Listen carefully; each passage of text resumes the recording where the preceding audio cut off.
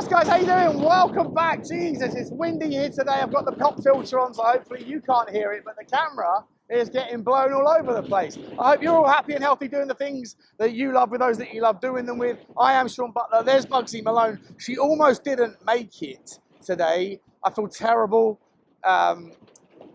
Went to bed last night and I left the door open to the washing machine room, and she went down and decided to have a midnight snack on a Persil tablet. And then a few hours later, I heard the moans and groans, the vomit and everything else. So a very expensive early morning trip to the vet. In any event, she's come out happier than I've seen her in days. So a lot of money, but a lot of money that was, as long as she's good, I'm good. Apologies for the late upload here, though. That's the reason why. Guys, I also want to apologise and talk about being in good or bad moods. Yesterday's video, the takeaway, especially on my walk, was that people were thinking that I'm upset or that I'm angry with the club about missing out on Ito, and how do we even know we were interested in Ito, and that Bayern Munich had an option on Ito, so there's nothing we could do, and get over it. You know, don't be like one of those other channels that does all the moody stuff. And I was really surprised, because it was never my intention. You know, I thought I was just being normal Sean, but I did watch it back, and I do actually acknowledge that it did come across quite premature to be kind of frustrated. But in essence, just to clarify, not that I'll mention this guy's name again after this because it doesn't matter anymore, he's gone elsewhere, but the reason why I was so gutted about Hiroki Ito is not for any other reason other than, you know, Tottenham need 3 defenders this summer, none of whom will probably be first team candidates off the bat. I know we want a team of as close to equality across the 25, but in reality, you're probably going to struggle to improve on what we have. But we still need if we sell an Emerson, and presuming we're looking to sell Richalison and also maybe or keep potentially Ben Davies, but we're still going to be looking for 2 fullbacks, 1 for either side, and a left-sided centre-back. And when you have the budgets that we have, and so much more to do in terms of getting hopefully a specific 6, but it looks like we're also desperately trying to find some competition in the 10. We're desperately looking for a striker, and I still hold and harbour a lot of hope for a winger as well. Then I hope you can understand why I was trying to think, like, logically, that the most easiest way to achieve a few goals at the same time would have been to have got Hiroki Ito, who would have been a great player. He can play in 2 positions. 25 million is tiny versus the alternative. And then you just need to go and get your Van de Ven for an Emerson Royal, for example. Straight swap, no cash real changes hands. So then in a nutshell, you have all of your budget that you had at the start of the season, minus the £22 million or 25 euros for Ito, but you've already covered 3 positions, and then all you've got to go and do is work on your 6, your 9, your 7, and your 10 if you need to. And again, in a lot of those positions, there's the ability to get 1 player that can cover 2 or 3. So if I came across as moody or angry at the club, I'm absolutely not. And I'm sure they've got a plan, and I know the window's just opened. And when people say, Sean, relax, the window's just opened, mate. I felt embarrassed, because that's the same thing that I say to everybody else who usually loses their mind too soon. But, you know, it is what it is. We do daily news, views and clues, so you have to react to the daily news, views and clues. And yesterday's daily news, views and clues were pretty disappointing. The fact that all of our rivals are making moves, the players that we are apparently identified and going close to are either no longer available or going somewhere else or out of pocket. And so I feel like there's a justification to not have to find, I don't know, reasons to sort of sunshine and rainbows everything every day. For what it's worth, there's better news today, to a degree. I've moved on from Ito. He did, and for the guy who put in the comments, he had a clause with Bayern. I didn't know that. So had I known that, then if that's true, then obviously I would have been a little bit more tolerant of the situation. I'm just really just disappointed, because I really would have liked the guy. Anyway, let's move on to today's transfer news, views and clues. Before we get into it, guys, it's a 5-minute apology. Do you get 5-minute apologies from anybody? Do you get 5-minute apologies from your husband or wife when they do something to you? No. But this is what you get on this channel. Unadulterated access to owning your shit. Guys, before we get into it, we've got a few names to talk about. Most of them are familiar, but just updates on the story. But we do have one new one, and it's an interesting one. But can you hit the like button for me on the video if you haven't already? Smash it out of the park. Get over 1,000 for me if you can. I love the fact that you do it for me. It really does help the channel. Hit the subscribe if you haven't already. We're on the march now to 26,100. Only a couple of people away. Notification bell button so you can see it first and foremost. And do drop a comment. Do drop a comment. And if this video is perkier, even though there's no need to be because the news isn't that spectacular either, then acknowledge it. If I'm still a moody git, then I'm still a moody git. Tell me either way. Anyway, here's the story. Let's get through the boring stuff first. Conor Gallagher looks like it's off. Forget it. I know a lot of you have been in the comment section saying, I know it's in the news and I know you've got to talk about it, but Conor Gallagher's never going to Tottenham. So this whole thing is a smokescreen at best or just a waste of time at worst. And you know what? The frequency and the weighting and the substance of the noise and the news and the locations of where it was coming from gave me enough belief that I thought that Ange was dead set on this guy. And with Chelsea's FFP problems, I thought it might be an uncomfortable trade, but something that would happen. But with new information, allows you to have new opinions. Conor Gallagher allegedly now is absolutely no way in a million years coming to Tottenham. He is not leaving Chelsea. He wants to see out his contract, hope for a better contract from them than what he's been offered. And if not, he'll leave on a free and take his pick at the end of next season. And you can't blame him for that. That's well within his rights. But it does put, I guess, a spanner in the works of Ange. If Ange was under the illusion that the Chelsea-Tottenham thing is not really a problem and that we can do business.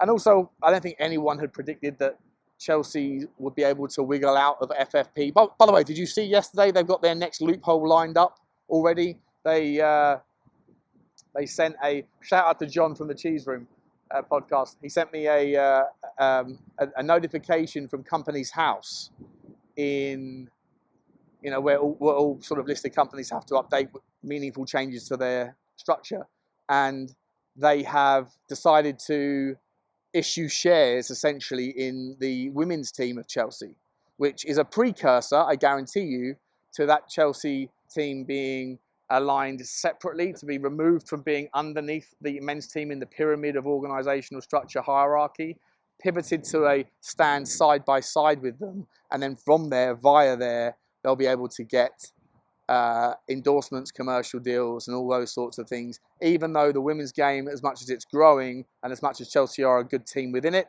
the sorts of money that I've been reading about, the sponsorship deals that are going to be offered, they don't stand up to the sniff test, and they obviously will be used once again to justify more and more expenses and amortization issues and all that stuff regarding whatever plans they have. And by the looks of it, every day there's another superstar that they're looking to sign. So Conor Gallagher, therefore, is no longer needed because of the rules. They don't need to sell him, and he's saying he's staying. Tammy Abrahams, another link. We've spoken about this one before, £20 million. Now listen, I've done a bit more research on him. You know I like him as a player. I do like him as a player, but as a signing, it doesn't get me excited. I think this season is so important. When you hear about Christian Romero being linked to Real Madrid, and you kind of go, well, it's going to cost a fortune if you want to go, and you hope that he'll stay loyal to Tottenham, but at the same time, it's Real Madrid. What's it going to take for Real Madrid to tempt Daniel Levy? It's going to cost, 100 million at least, or something close to it. Do Real Madrid have that money, given they just spent what they spent on Mbappe? Probably not, but they always seem to find the money when they want it. But in a nutshell, when you kind of go this, that, this, here's this side, here's that side, in a nutshell, what I expect to happen is Romero to commit to Tottenham for one more year, but then he will have been here 4 years. And if we don't win something next year, then I think there's every right and every reason that a player of his caliber and quality should be able to say, I'm thankful and grateful for my time at Tottenham, but the biggest club in the world is coming in. And so there's that ticking time bomb and that additional pressure to make things work this summer. And consequently, it adds to my expectations and demands and my wishfulness that some of the links that we're being linked with, and I know you're going to say I'm being moody here and it's too early, the window's just opened, but some of the links don't really feel like they're needle movers. Now, if you compare Ivan Toney as a player to Tammy Abraham, well, look, both have Premier League experience, both at their very best, in their very best form, are goal-scoring legends. They're machines that can put the ball away. Both are physically strong. Both have their risks. In the case of Abraham's, it's a massive injury that he suffered last season, missed most of the season, only scored one goal in 8 games. How much of a problem is that? How much of a risk is that? Tottenham's medical team history, they're not very good at finding quick fixes for people with ongoing scenarios. But I'll tell you one thing that he has, and Ivan Toney, the risk with him is, well, we don't know what's going on with his addiction thing. Is that going to resurface? There's a lot of risk there. We also don't know if, what the catalyst is or the rationale is to why his second half of the season was so poor. Is it just being ring rusty, or is it something more around his confidence going because of all of the things that have happened in the last kind of 18 months, 2 years of his life? Is he distracted? We don't know. And that's why the valuations, the relative valuations of these players are probably lower than they should be if those risks didn't exist.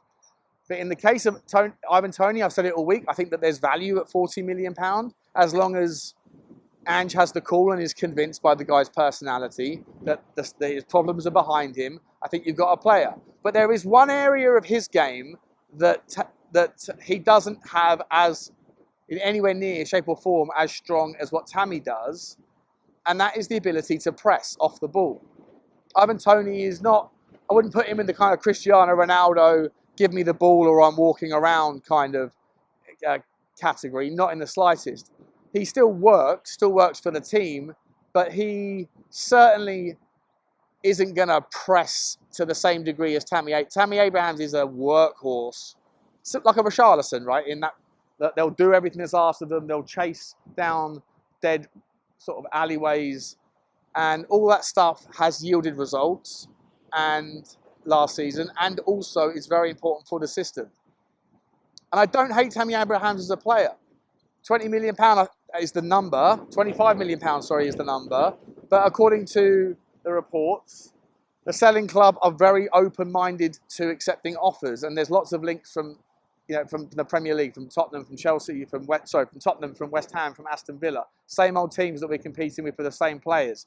It seems like there's a lot of Premier League teams fishing in the same pool right now, and so, again, over to the sales pitch, over to see who wants it more. But with regards to Tammy Abrahams, I need to know your opinion. On paper, I get it, it's underwhelming. Does he come in and really lift the number? However, if he comes in and his injury problems are behind him, at 20 million quid, or 25, whatever, then that, again, I'm always thinking about how do you put square pegs in square holes with the budgetary stuff. If you're going to do that, and you've got Richie, and you've still got your options like Sonny if you need to, and like what Henry was suggesting with like Kulusevski in a false 9, Brennan Johnson can even play there. There's lots of different options around how you make it all work. But Tammy Abrahams could also be the difference for other signings, which I think are just as important, such as a number 6 that we are trying to be linked with. And moving on with the next story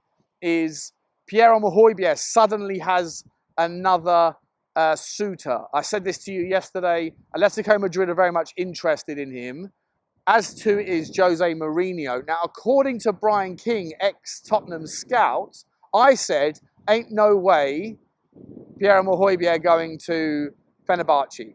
The guy's got standards, no disrespect to Turkish football, no disrespect to Fenerbahce, but he turned down Fulham, he turned down a few different clubs. He wants to play for a top European team that can compete for European honours, and I've got no problem with his ambition to do so. I just think there's a problem with the amount of teams that will be a viable candidate when you filter out all of the teams that he doesn't include in that list, all of the teams that don't need a player like him, and all the teams that can't afford a player like him.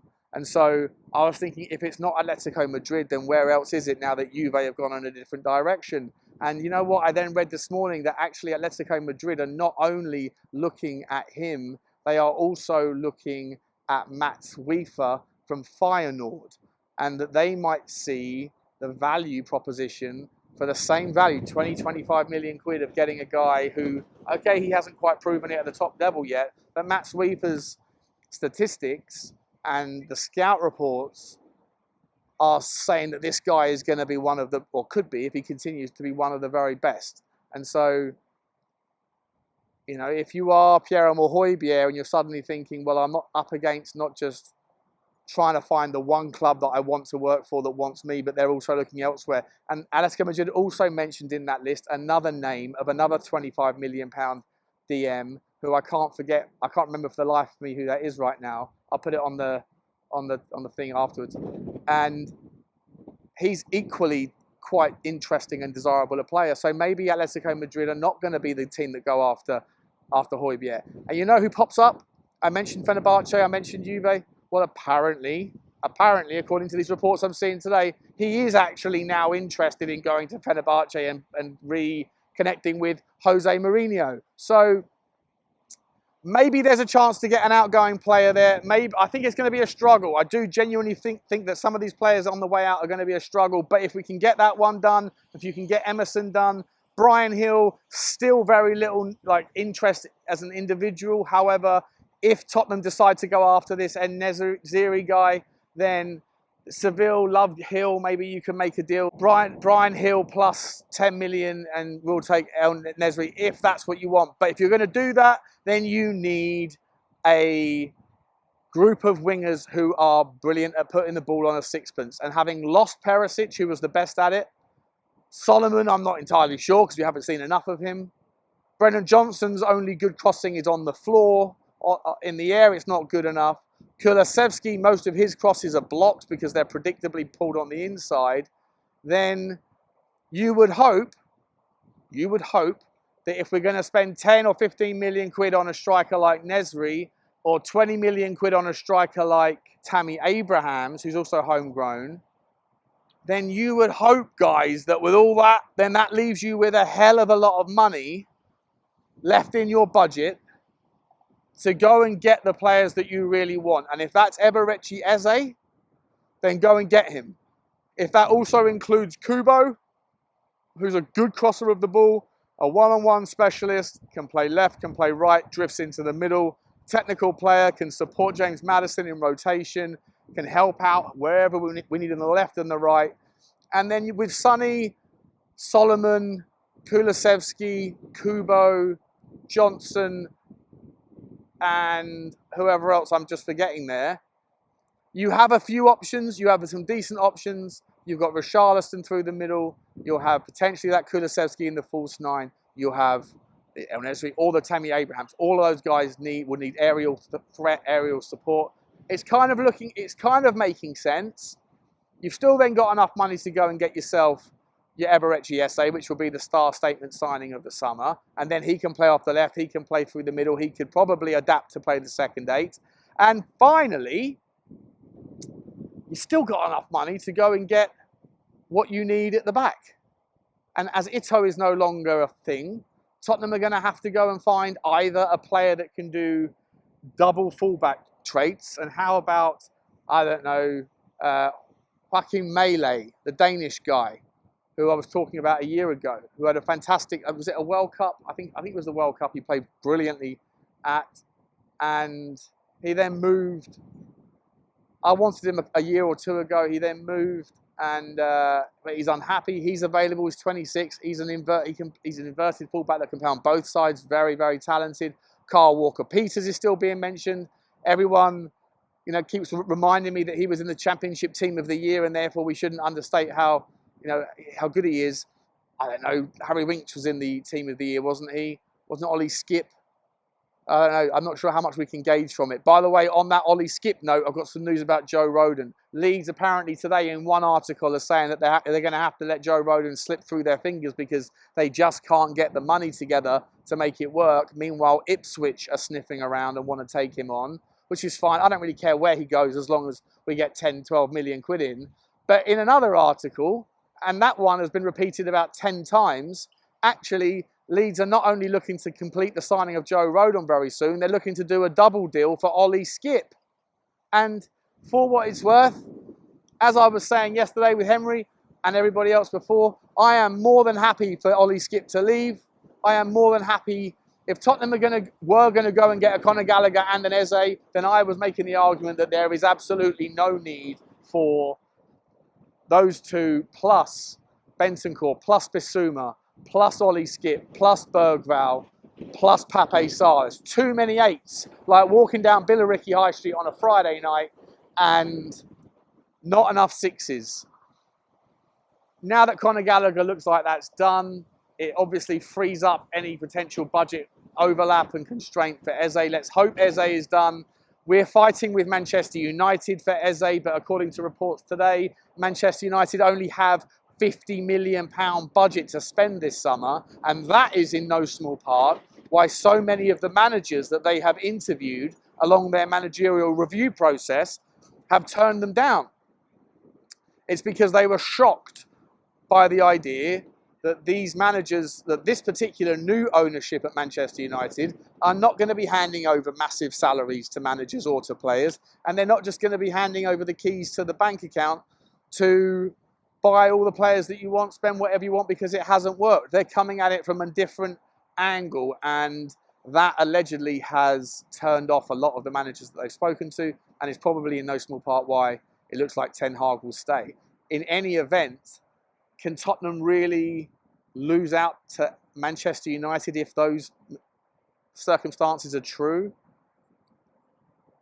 And if not him, then the only other threat, if not them, then the only other threat we have to contend with is whether Palace are going to be willing to sell both Elise and Eze in the same window. And with Chelsea looking like they're very advanced on the Elise deal, then can they somehow restrict the Eze deal, even though there's a release clause? I'm not sure of the rules. I haven't seen anything that explains it to me. So let me know if you know. Sorry, guys, two other quick stories for you that I forgot to mention. One is Tottenham look like they have signed a new commercial sponsorship deal with British Petroleum, BP, and its affiliates. I think it's a £10 million deal. I'm not sure over how many years the deal is spread, but it's all around clean fuel.